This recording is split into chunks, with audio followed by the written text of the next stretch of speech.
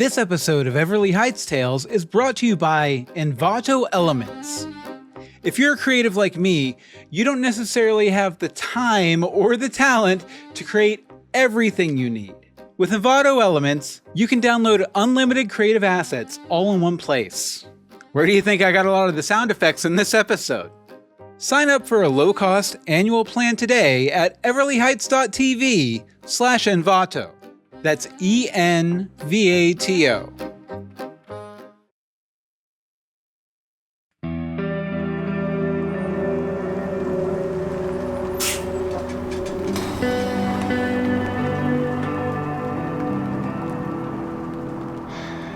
Everly Heights. Man, what the fuck, mate? It's mental being back here. But that magnet pulled my ass all the way back from the State Slammer. Isn't it? Sucked me back in, the prison bus spitting me out on the same grimy asphalt old Captain Duplass slammed me down on when he locked me up over some bollocks back in '99. 5 years gone, mate. Just poof. Like a puff of smoke. And me, left with nothing but a bum knee and a head full of echoes. That scar above my eyebrow? Keeps me company, that scar. Souvenir from a botched piercing. I was so blasted it got caught in my pillow when I was sleeping. Didn't even feel the thing rip out. Still tingles, though. It gave me a healthy fear of pillows. And this old duffel I'm dragging? That ain't heavy with drugs or money or something worth dragging. Nah.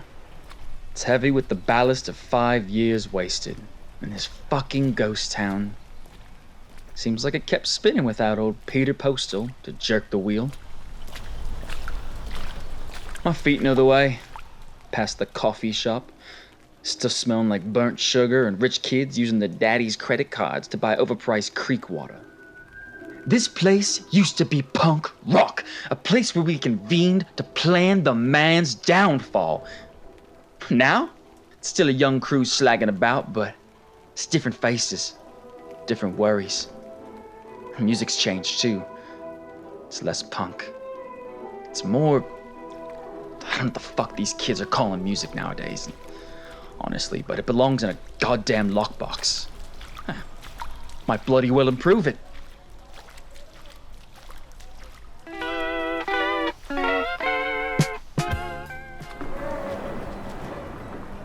And look at old Cornerstone. This place. Why, is that Peter Postal? I never forget a face. What a delight to see you. And just like that, Bill fucking Matheson. Mr. Matheson. I heard you were back. Life always finds a way to balance the equations, doesn't it? Something like that. Mr. Matheson taught me maths back in the day. More of a business bloke now, the rat bastard. Still, he always let us hang out after the coffee shop closed, so he ain't all bad. Is he? Well, just know you've been missed. Behind the blabbing bastard, I spotted the old theater.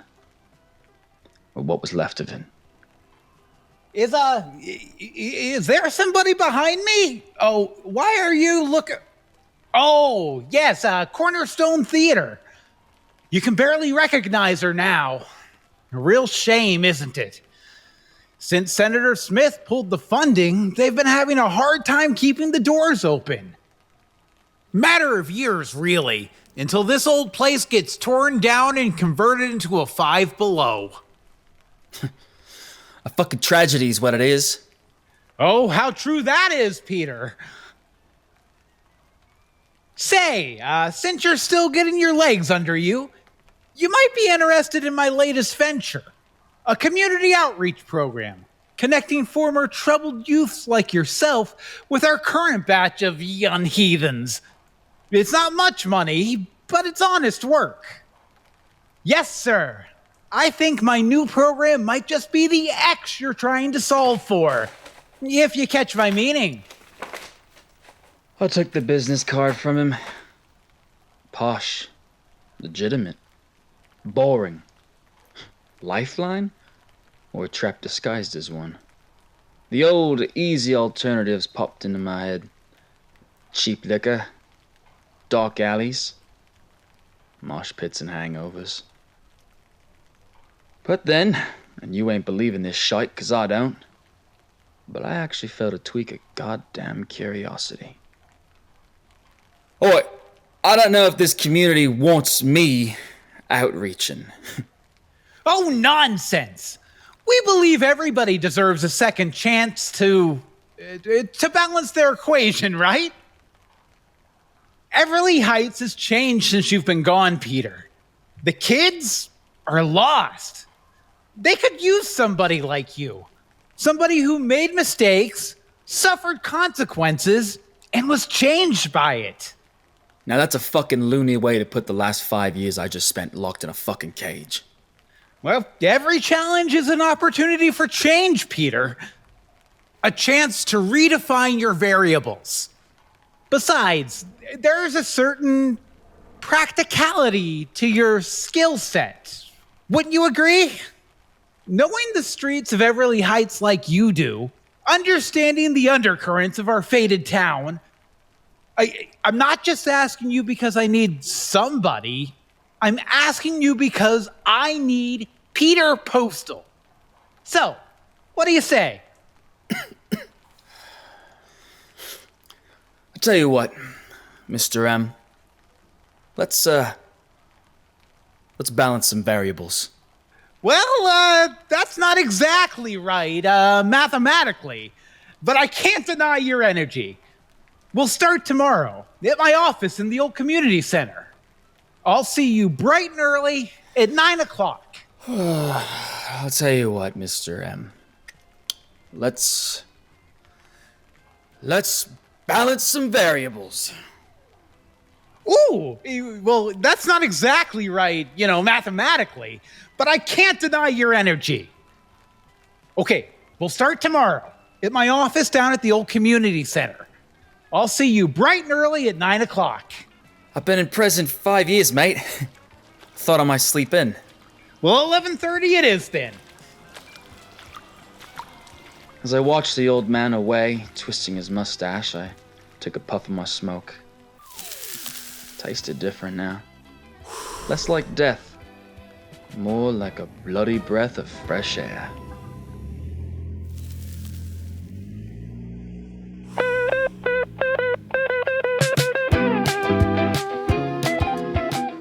Once I got my old punk ass out of bed, I mashed it straight to the old community center. That Matheson bloke was already there, humming off key like a tape we'd taped over one too many times. Peter, right on time. Well, we've got a busy day ahead. First order of business, community outreach materials. You can see some of our previous efforts in this rack, like this one. Welcome home to Everly Heights. A bit fucking optimistic, isn't it? Well, what would you suggest? How's about Everly Heights? Make the best of it. Oh my goodness gravy, that's brilliant, Peter. See, this is why I asked you. Before Mr. M could finish fluffing me, a dirty-looking kid walked in. Faded band t-shirt, bony frame, ripped jeans, and a look of fuck off on his face. The defiant slump, the restless eyes. Reminded me of my old ass, if you can believe it. You, Mr. Matheson? Oh, indubitably. And this is Peter Postal, my new associate. He'll be working with us. Postal? My pops used to talk about some dude named Postal. Said he was a legend. Or a screw-up, depends on the day and how much black velvet he's had. What's your last name, mate? Batista. Bloody goddamn brilliant! You're Batista's brat? How is the bastard? He's, around. Probably down at the Raptors den drinking or sobering up in a holding cell. Batista.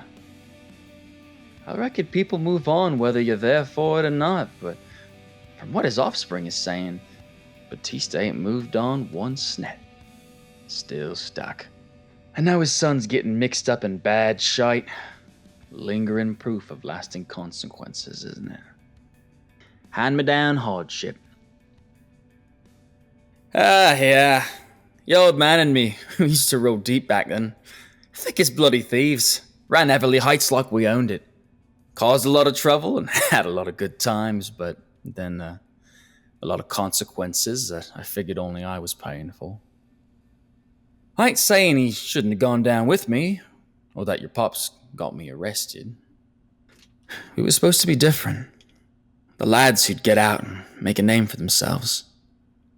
Or we wasn't planning on getting stuck, at least.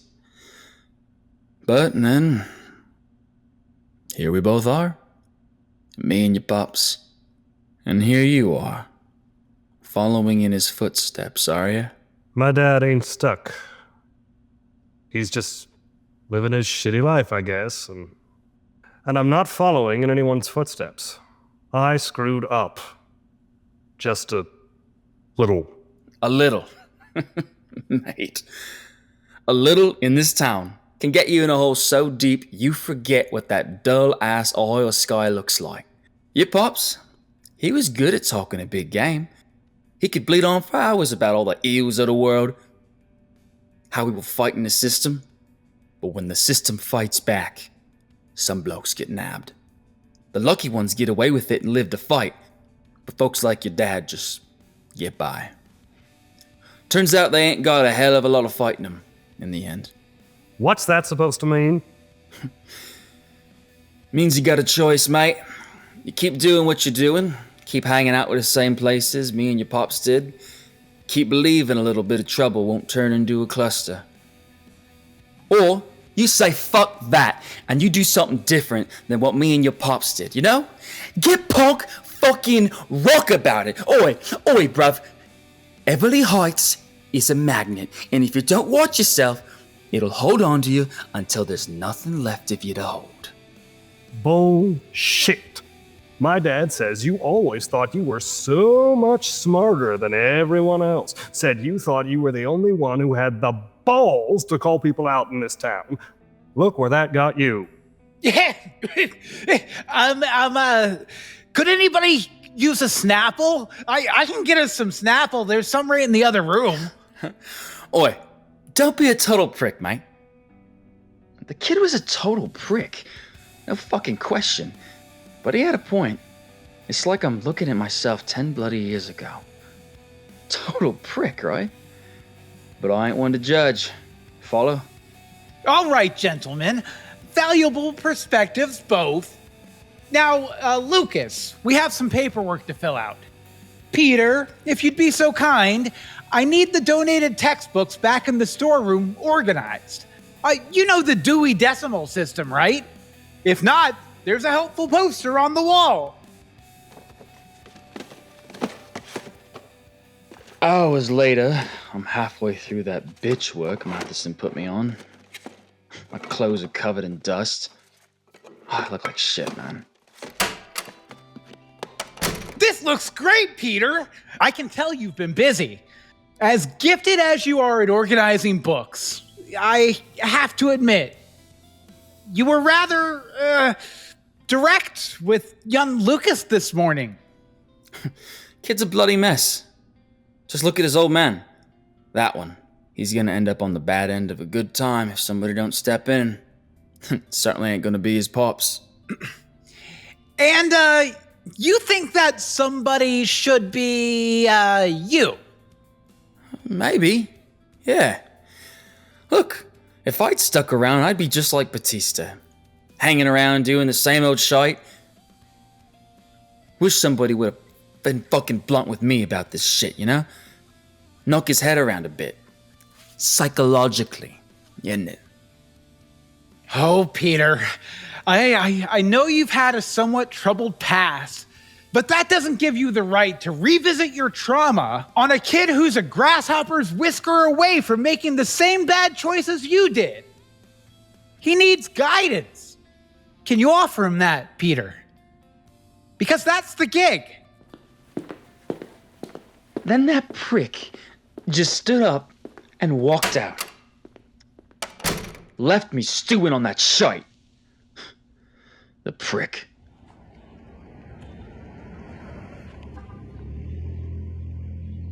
So, in spite of it all, found myself coming back bright and early at the crack of 9:30 the next morning. The kid was there again, blasting some pop-punk bullshit over his headphones. Mr. Matheson was on the phone in his office. No, Michael, I can't come and open the theater early. I have something important going on here. So I figured I'd give it another shot. Fuck it, right? Sorry for being such a bloody wanker yesterday. Why do you talk with that fake accent? What fake accent, mate? This is how I bloody talk. Ask your pops. Oh, he's told me. Seeing you yesterday, mate, it reminded me of things. Bad things. When you come out of a place like where I just come back from, you want to see all your old mates doing better than you. You dream about it even. I mean, kept me going even. So, it pisses you the hell off when they're doing bad. Or worse, if they're just like you left them. Your pops and I were a couple of fucking idiots. Thought we knew everything, but we didn't know shite. No duh. Hey, you ever watch Animaniacs? Like the old cartoon? Hell yeah. Pinky and that little jerk that ran around with him. The Brain. Fucking right. Pinky was the real mastermind. He just let Brain think he was in charge so they could get shit done. Oi, smart kid. I ain't here to tell you what to do, or to talk shit about your pops, but this town is a proper dead end. It's got a way of trapping you here if you let it. And if you're as fucking smart as you think you are, you know, if you keep acting up like your dad, you ain't ever bloody seeing the back of it. So you're here to help me figure out how to not be a big loser like you and my dad. Oi, I'm right bloody here, mate. But, yeah, that's the fucking plan. Sure, whatever. Just cool it with the accent. I could still hear that kid mumbling something about how I was full of it. What an asshat. So full of it. But I figured that was as good as, "Hi, thanks, mate," from a prickly bastard like him. He ain't wrong. I am full of it. Full of mistakes, full of regrets. If I'm being honest. Full of a little bit of well-earned bloody wisdom. Everly Heights. What a bloody joke. Still, the same old broken record skipping on the same old track. But sitting next to an asshole kid who reminds me of little Petey Postal, the bastard. I thought, maybe it ain't about breaking free of the magnet. Maybe it's about trying to figure out what the hell you do when it grabs you and pulls you back in. If that means trading dark alleys for dusty storerooms, or giving up busting bones and mosh pits to help somebody avoid the same shit that drug you down, well, that's pretty bloody punk rock, isn't it?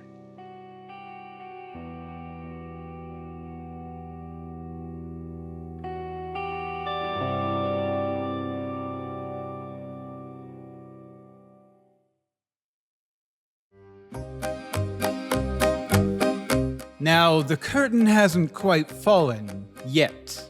We'll pause to fill you in on another fantastic Everly Heights tale, and then I'll be back to step out from the wings and talk about the story you just heard. See you in a minute.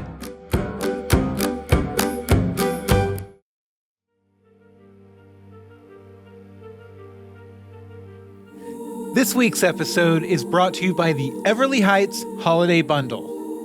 For the holidays this year, over at everlyheights.tv, I've put together an extreme bundle of basically everything useful or entertaining we have for sale on the site. Every book and audiobook, every piece of software, every creative template. $100 worth of stuff for about $40. Cheap. Now, as I said, this holiday bundle includes the Fakest Breaking News ebook, Infinite Tino Worlds Apart, the ebook and the audiobook, The Trials of King Sparrow ebook and audiobook, the Dogboy Adventures collection, which is all of the books and all of the audiobooks for Dogboy, plus a bunch of bonus features, the Mr. Matheson Arithmetips comic book collection for the webcomic I did a few years ago, a Windows application called Everly Heights Clip Frame, which is really useful for notating videos, fonts, comic book balloon templates, and an exclusive membership to the Everly Heights Arts Board, where you'll get your name listed up on the site on the Everly Heights Arts Board page to show that you like what we're doing around here. Now, you have a few weeks. This bundle is going to be discounted through January 1st, 2026, which is my birthday. Not that I was born on 2026. It'll probably change the name in the new year, but for now it's called the Everly Heights Holiday Bundle. And you can find it at everlyheights.tv and then click on Shop.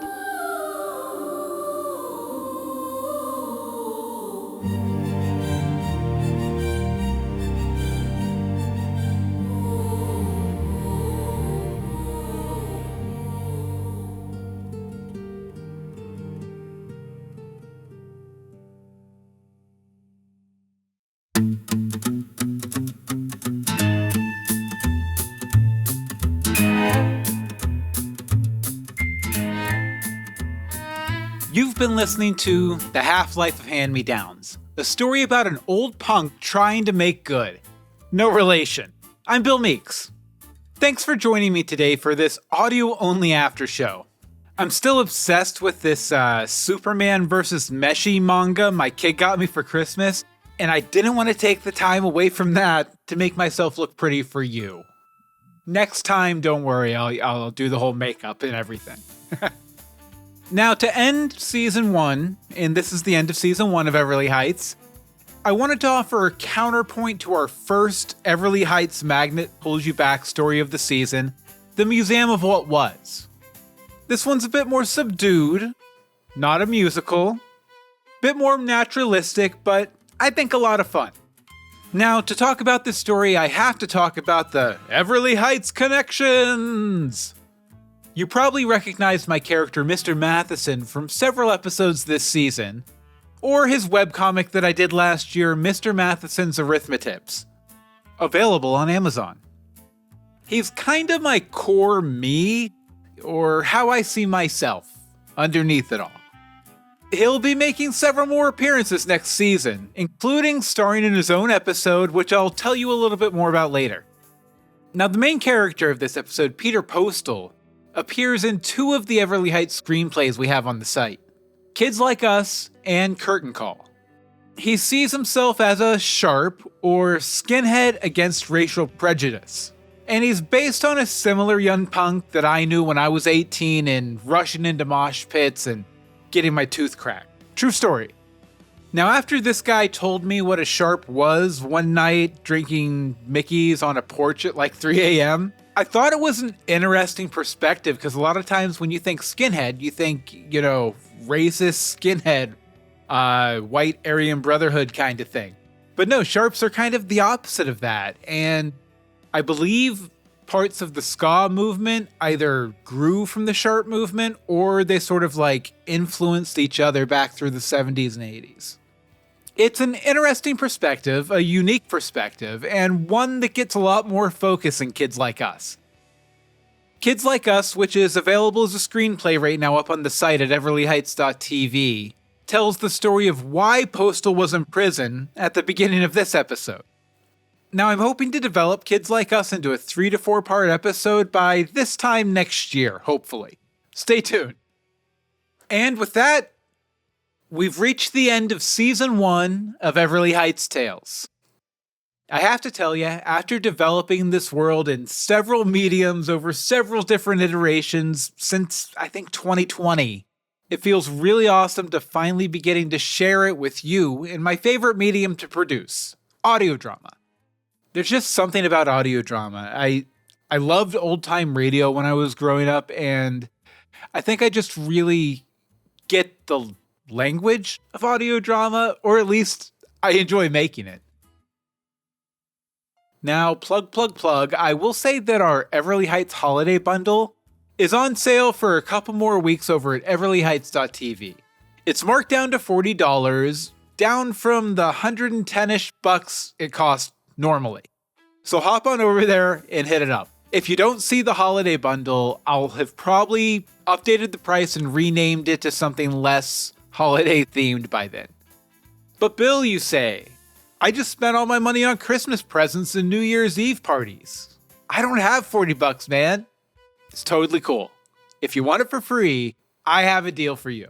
All you need to do is head over to Apple Podcasts or Spotify, wherever you get your podcasts, search for Everly Heights Tales, you're hopefully already subscribed, and leave a star rating and optional honest review of the show. That's it. Then send me a screenshot, and as soon as I verify it, I'll send you a promo code to get the holiday bundle, or whatever I call it after the holidays, for absolutely free. There is no expiration date on this deal. Seriously. Leave me a review on your podcasting platform of choice.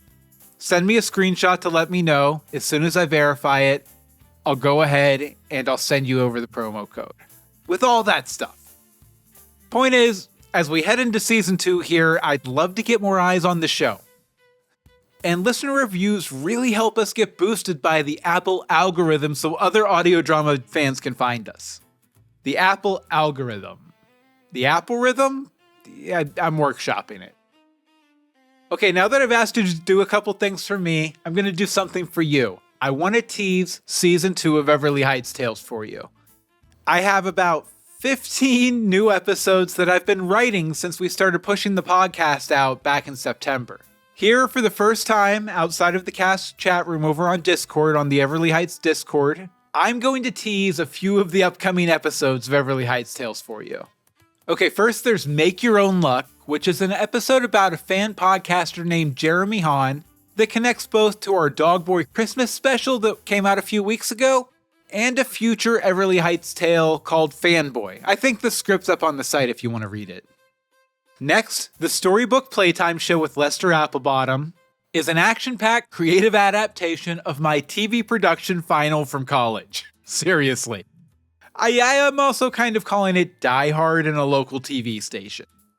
Another future episode, In the Long Run, features 2 former bandmates with benefits coming back to Everly Heights to say their goodbyes to the burnt-out husk of Cornerstone Theater.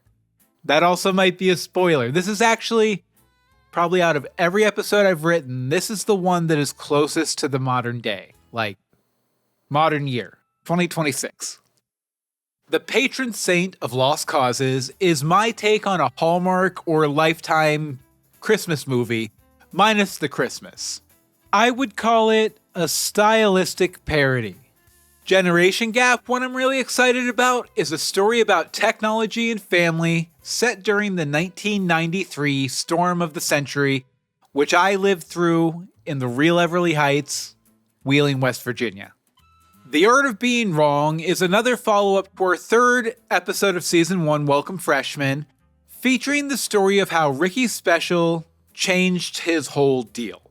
So if you remember Ricky's deal from Welcome Freshmen, this is the story about how all that changes for him. It's a tearjerker and a thinker. And we're going to be leading off the season with Mr. Matheson's Long Division. This episode adapts the A-plot of my webcomic, Mr. Matheson's Arithmetips, and also sets up the weirdy world of Jim Colvin, which stars Nosley the Great from Welcome Freshmen in his own episode, his own kind of TV show, really. You'll get to see where he came from, how he got here, and what his mission is in Everly Heights. Okay, well, I'm so pumped to bring all of these episodes to you next year. And the good news is you won't have to wait terribly long. I already have a few of them already done. So we're going to take just a couple weeks off here, and we're going to be starting new episodes somewhere around January 15th. You know, the middle of the month. So here at the end, I like to throw it to you. Since we're done with season 1 now, what was your favorite episode? Do you have any wants, wishes, or constructive feedback? I'll take it.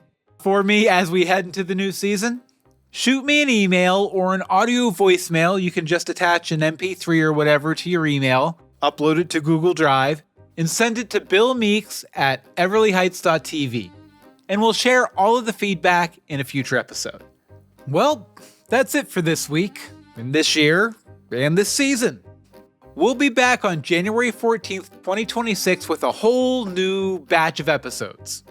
And remember, even if you get sent to prison for 5 years and never want to see this town again, we'll still find a way to pull you back. Good night, good year, leave us a review on Apple Podcasts, and we'll see you soon. Saw a broken clock on the sidewalk. The hands were moving backward. A theater kid's flashlight cast a shadow at my feet. An old actor told me once that time is on your side. But every time I try to run, this town pulls me back inside. This town has a gravity that rips you at your seams.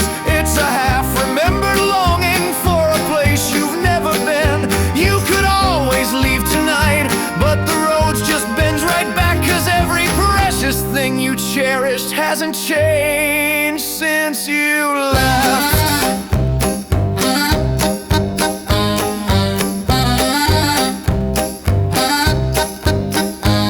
This town has a gravity that pulls you by your jeans. It's a half-remembered feeling of some place you've always been. You can try to drive away, but the roads turn you around, 'cause every exit starts a ticking clock till the magnet pulls you back.